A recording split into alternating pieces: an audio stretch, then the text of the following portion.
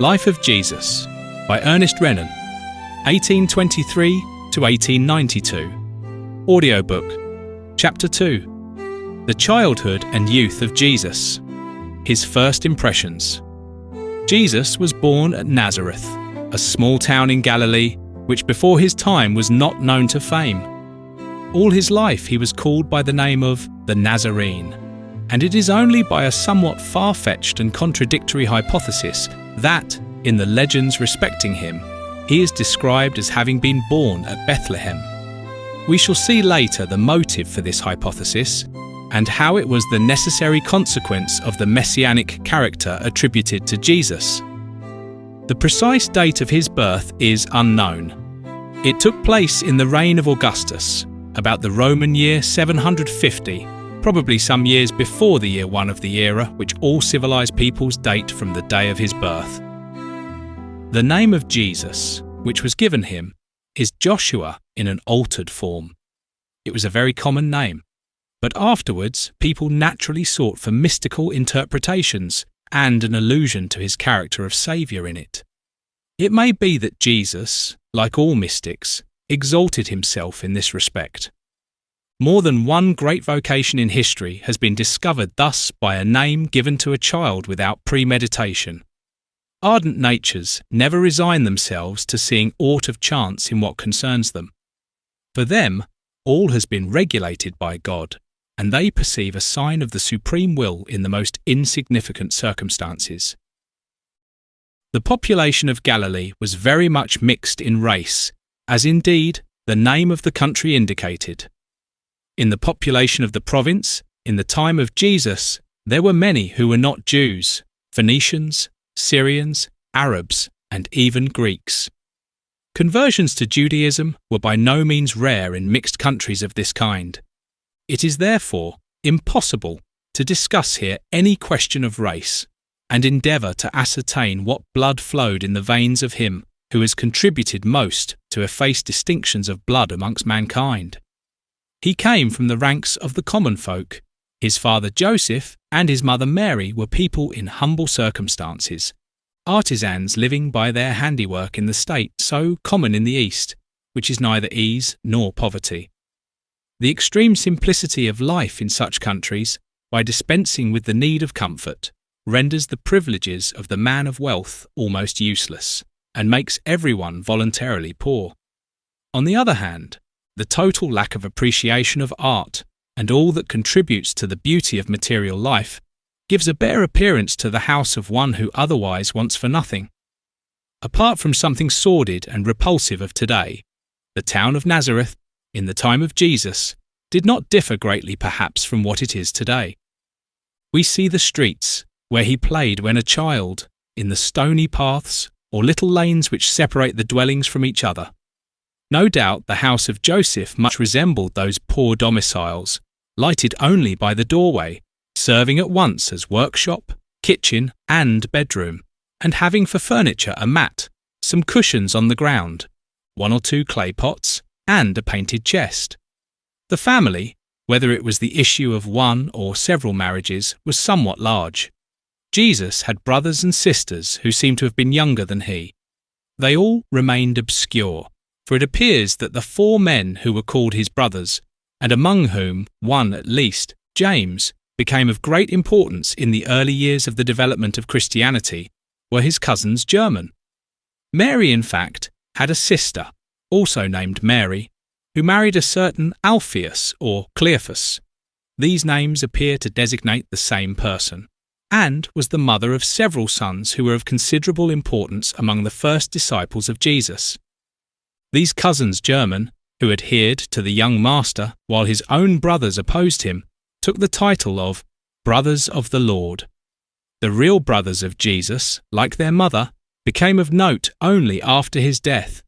Even then, their reputation does not appear to have equalled that of their cousins, whose conversion had been more spontaneous, and whose characters seem to have had more originality. Their names were so little known that, when the evangelist puts in the mouth of the men of Nazareth the enumeration of the brothers according to natural relationship, the names of the sons of Cleophas are the first to present themselves to him. The sisters of Jesus were married at Nazareth, and there he spent the early years of his youth. Nazareth was a small town, situated in a hollow opening broadly at the summit of the group of mountains which shuts in the plain of Esdraelon on the north. The population is now from 3,000 to 4,000 and can never have varied much. The cold is sharp in winter and the climate very healthy. The town, like all the small Jewish towns at that period, was a group of huts shabbily built and must have presented that forbidding and poverty-stricken aspect which is still characteristic of villages in the East. The houses, it would seem, did not differ much from those cubes of stone, elegant neither without nor within, which at the present day cover the richest parts of Lebanon, and which, buried as they are amid vines and fig trees, are, in some respects, very pleasing. The surroundings, moreover, are charming, and no place in the world could be so well adapted for dreams of perfect happiness. Even in our time, Nazareth is still a delightful abode, perhaps the only place in Palestine in which the mind feels relieved of the burden which oppresses it in that land of unparalleled desolation. The people are pleasant and cheerful, the gardens fresh and green. Anthony the Martyr, writing at the end of the 6th century, draws an enchanting picture of the fertility of the neighbourhood, which he compares to paradise. Some valleys on the western side amply justify his description. The fountain, formerly the centre of the life and gaiety of the little town, is destroyed. Its broken channels now contain only a muddy stream. But the beauty of the women who assemble there in the evening, that beauty which was remarked even in the 6th century, and was regarded as a gift of the Virgin Mary, is still preserved in a striking manner. It is the Syrian type in all its languid grace. No doubt Mary was there almost every day, and, with her jar on her shoulder, took her place with the rest of her neighbours who have remained in oblivion. Anthony the Martyr observes that the Jewish women, elsewhere disdainful to Christians, were here full of good feeling. Even now religious hatred is weaker at Nazareth than in the rest of the country. The view from the town is limited, but if we ascend a little to the plateau, swept by a perpetual breeze which stands above the highest houses, the landscape is magnificent. On the west stretch, the fine outlines of Carmel, terminating in an abrupt spur which seems to run down sheer to the sea. Next, one sees the double summit which towers above Megiddo, the mountains of the country of Shechem, with their holy places of the patriarchal period, the hills of Gilboa, the small picturesque group to which is attached the graceful or terrible recollections of Shunem and of Endor, and Tabor with its beautiful rounded form, which antiquity compared to a bosom. Through a gap between the mountains of Shunem and Tabor are visible the valley of the Jordan and the high plains of Perea, which form a continuous line from the eastern side. On the north, the mountains of Safed, stretching towards the sea, conceal Saint-Jean d'Acre, but leave the Gulf of Caifa in sight. Such was the horizon of Jesus. This enchanted circle, cradle of the kingdom of God, was for years his world. Indeed, during his whole life, he went but little beyond the familiar bounds of his childhood. For yonder, northwards, one can almost see, on the flank of Hermon, Caesarea Philippi, his farthest point of advance into the Gentile world. And to the south, the less smiling aspect of these Samaritan hills foreshadows the dreariness of Judea beyond, parched as by a burning wind of desolation and death. If the world, remaining Christian, but attaining to a better idea of that which constitutes a fitting respect for the beginnings of its religion, should ever wish to replace by authentic holy places the mean and apocryphal sanctuaries to which the piety of less enlightened ages was attached, it is upon this mountain height of Nazareth that it would build its temple anew. There, at the birthplace of Christianity and in the centre of the deeds of its founder, ought the great church to be raised in which all Christians should worship. Here too, on this spot, where Joseph the carpenter sleeps with thousands of forgotten Nazarenes who never passed beyond the horizon of their valley, the philosopher would find a place, better than any in the world beside, to contemplate human affairs in their courses, to console himself for their incertitude, and to win fresh assurance of the divine end which the world pursues through innumerable falterings and despite the vanity of all things. Chapter 3. The education of Jesus. These natural surroundings, at once smiling and impressive, formed the whole education of Jesus. No doubt he learnt to read and write according to the Eastern method, which consists in putting in the child's hands a book, which he repeats in cadence with his little comrades, until he knows it by heart. It is doubtful, however, if he fully understood the Hebrew writings in their original tongue. His biographers make him cite them according to translations in the Aramean language. His exegetical principles, so far as we can judge of them from his disciples, much resembled those then in vogue, which represent the spirit of the Targumim and the Midrashim. The schoolmaster in small Jewish towns was the Hazan, or reader in the synagogues. Jesus frequented but little the higher schools of the scribes or sopharim. There were perhaps none in Nazareth, and he was not possessed of any of those titles which, in the eyes of the vulgar, confer the privileges of knowledge. Nevertheless, it would be a great error to imagine that Jesus was what we should call an ignorant man. Amongst us, scholastic education draws a great distinction, in respect of personal worth, between those who have received it and those who have not had the opportunity. It was not so in the East, or indeed anywhere in the good old times.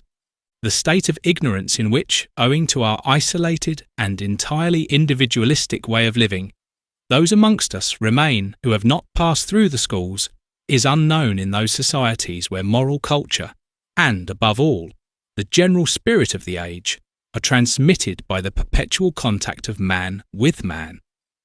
The Arab who has never had a teacher is often, nevertheless, a man of great distinction.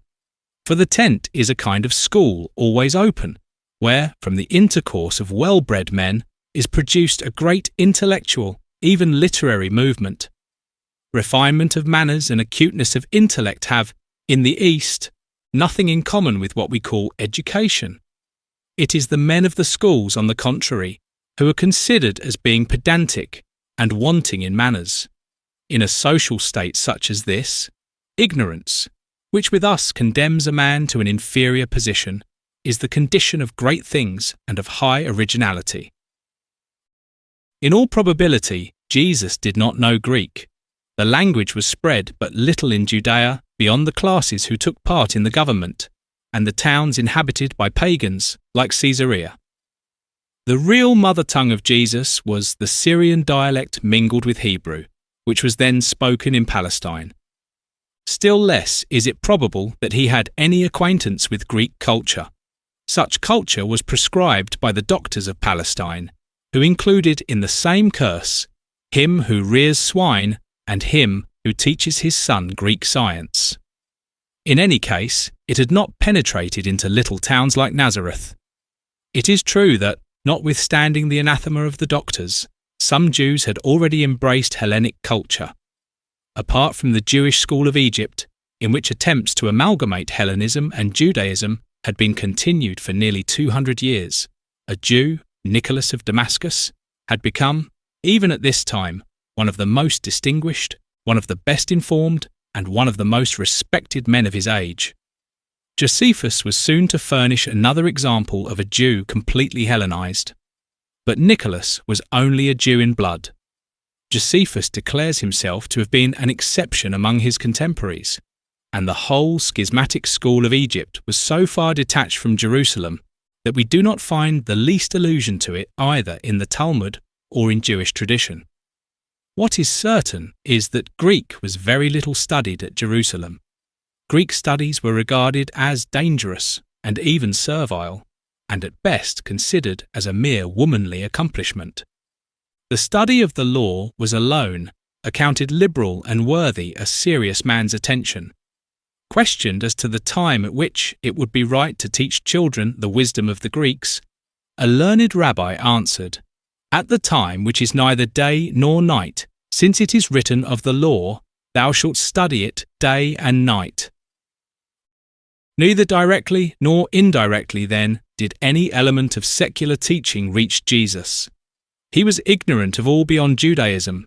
His mind kept that free innocence which an extended and varied culture always weakens. In the very bosom of Judaism, he remained a stranger to many efforts, often moving on the same lines as his own. On the one hand, the ascetic life of the Essenes or the Therapeutae. On the other, the fine speculations in religious philosophy made by the Jewish school at Alexandria, of which Philo, his contemporary, was the ingenious interpreter, were unknown to him. The frequent resemblances to be found between him and Philo, those excellent maxims about the love of God, charity, rest in God, which seem, as it were, to echo between the Gospel and the writings of the illustrious Alexandrian thinker, are derived from the common tendencies, inspired by the necessities of the age in all lofty minds. Happily for him, he was also ignorant of the grotesque scholasticism which was taught at Jerusalem, and was soon to constitute the Talmud. If some Pharisees had already imported it into Galilee, he did not associate with them, and when, in later life, he encountered this foolish casuistry, it only filled him with disgust. It may well be conjectured, however, that the principles of Hillel were not unknown to him. Hillel, 50 years before him, had given utterance to aphorisms presenting many analogies to his own. By his meekly endured poverty, by the sweetness of his character, by his opposition to priests and hypocrites, Hillel was the true master of Jesus, if indeed it be permitted to speak of a master in connection with one of such high originality as the latter. The reading of the books of the Old Testament made much more impression upon him. The canon of the holy books was composed of two chief parts: the law, that is to say, the Pentateuch, and the prophets, such as we now possess them. A vast allegorical exegesis was applied to all these books, with the purpose of drawing from them something that was not in them, but which answered to the aspirations of the age. The law, which represented not the ancient laws of the country, but rather utopias, the factitious laws and pious frauds of the period of the pietistic kings, had become, since the nation had ceased to govern itself, an inexhaustible theme for subtle interpretations. As to the prophets and the Psalms, the popular belief was that almost all the somewhat mysterious traits in these books referred to the Messiah, and people sought to find in them the type of him who should realize the hopes of the nation. Jesus participated in the taste which everyone possessed for these allegorical interpretations. But the true poetry of the Bible, which escaped the puerile exegetists of Jerusalem, was fully revealed to his great genius. The law does not appear to have had much charm for him. He believed that he could do better. But the religious poetry of the Psalms was in marvellous accordance with his lyrical soul. All his life they were his sustenance and his support. The prophets Isaiah in particular, and his successor in the epoch of the captivity, with their brilliant dreams of the future, their impetuous eloquence, and their invectives mingled with enchanting imagery, were his real masters. No doubt, he also read many apocryphal works, that is to say, somewhat modern writings, the authors of which, to give themselves an authority only accorded to very ancient scriptures, had sheltered themselves under the names of prophets and patriarchs. One of these books especially attracted him, namely the Book of Daniel. This book, written by an impassioned Jew of the time of Antiochus Epiphanes, and attached by him to the name of an ancient sage, formed a resume of the spirit of those later times. Its author, the true creator of the philosophy of history, was the first who dared to see in the general progress of the world and the succession of its empires only a purpose subordinate to the destinies of the Jewish people. Early in life, Jesus was possessed by these high hopes. Perhaps, too, he had read the books of Enoch, then held in equal reverence with the sacred books and the other writings of the same kind which kept the popular imagination so active.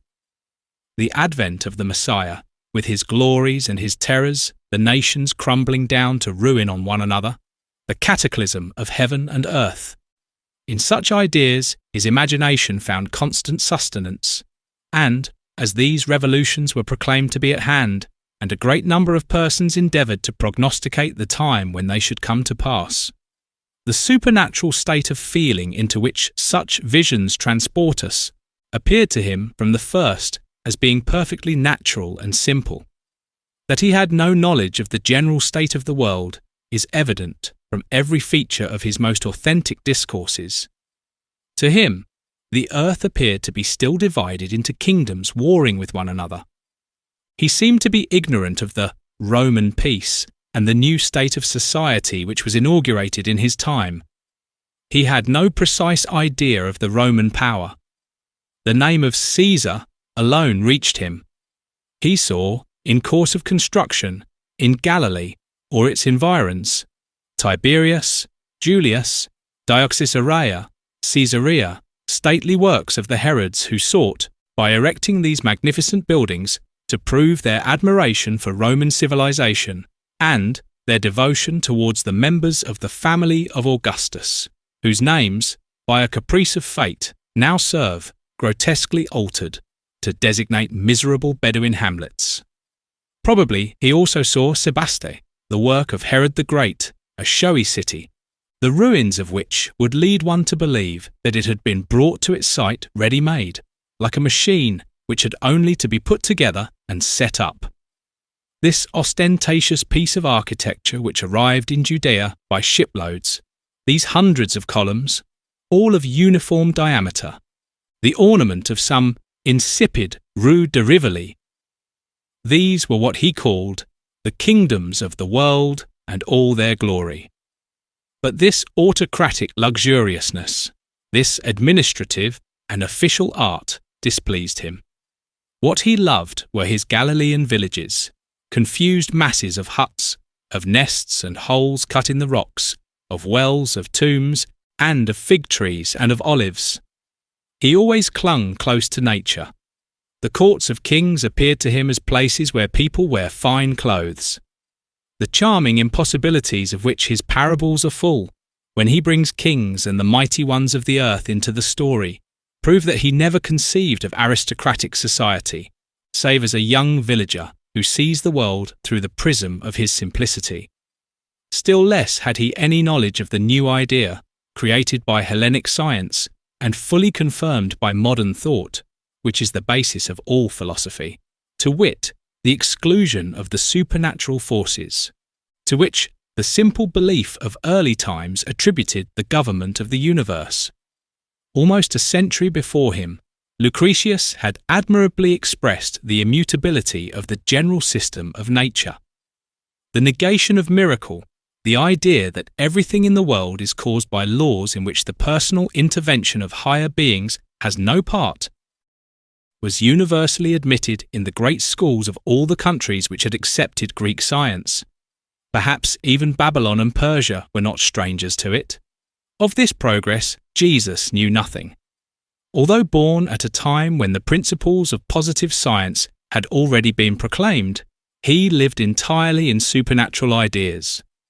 Never, perhaps, had the Jews been more possessed with the thirst for the marvellous.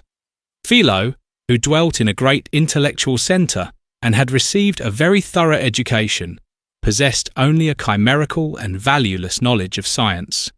On this point, Jesus differed in no respect from his countrymen.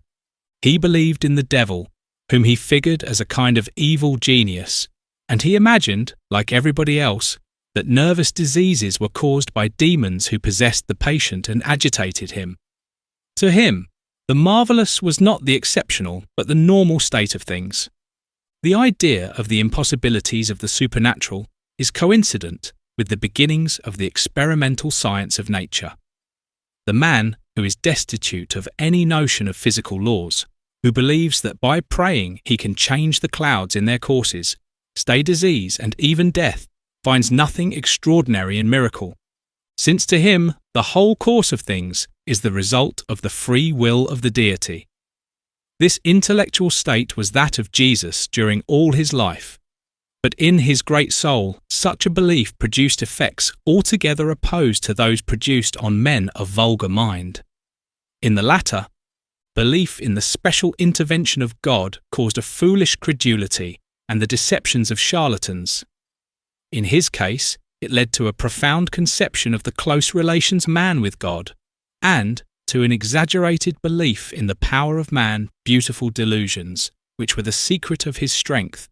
For if they were one day to be the means of laying him open to the criticism of the physicist and the chemist, they gave him an influence over his own age such as no individual before his time had, or since has, possessed.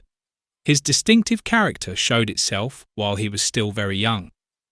Legend delights to reveal him, even in his childhood, in revolt against paternal authority, and forsaking the commonplace ways of life to fulfill his mission. It is at least certain that relations of kinship were of little account to him. His family do not seem to have loved him, and at times he appears to have been harsh towards them. Jesus, like all men exclusively possessed by one idea, came to think lightly of the ties of blood. The bond of thought is the only one recognized by natures such as his. "Behold my mother and my brethren," he said, stretching forth his hand towards his disciples. "For whosoever shall do the will of my Father which is in heaven, he is my brother and sister and mother." The simple people did not understand his meaning thus, and one day a woman passing near him cried out, "Blessed is the womb that bare thee, and the breasts which thou didst suck." But he said, "Yea, rather blessed are they that hear the word of God, and keep it."